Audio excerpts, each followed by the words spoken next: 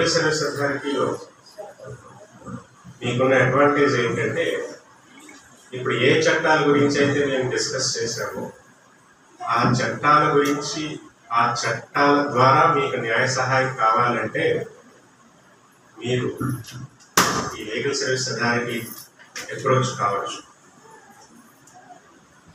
మీకు free legal aid ఉంటుంది, counselling ఇస్తారు, మరియు ఏ విధంగా ప్రొసీడ్ అవ్వచ్చో కూడా చెప్తారు.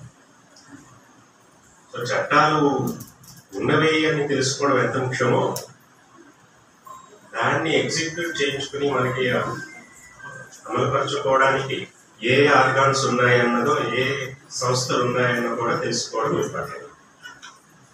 అంతే కదా, మనం ఊరెళ్ళాలనుకోండి ఏ ట్రైన్ ఎక్కాలో తెలియకపోతే కదా.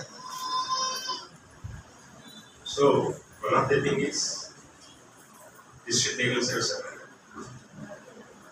మీ ఊరు వరకు అయితే, చంద్రపూడి వరకు అయితే మండల్ లీగల్ సర్వీసెస్ కమిటీ అంటారు.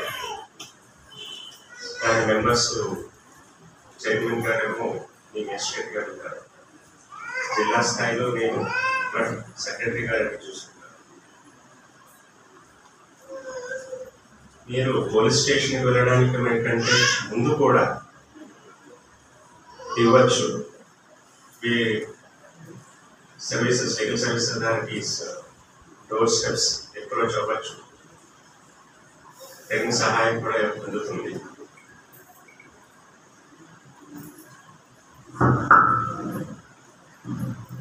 సో దీని ప్రకారం మీకు ఇన్ని చట్టాలకి అవగాహన కల్పించాల్సిన అవసరం ఎందుకు వచ్చిందంటే, విధాన్ సే సమాధానని టాపిక్ సబ్జెక్ట్ ఉంది.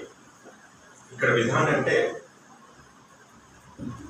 మన పార్లమెంట్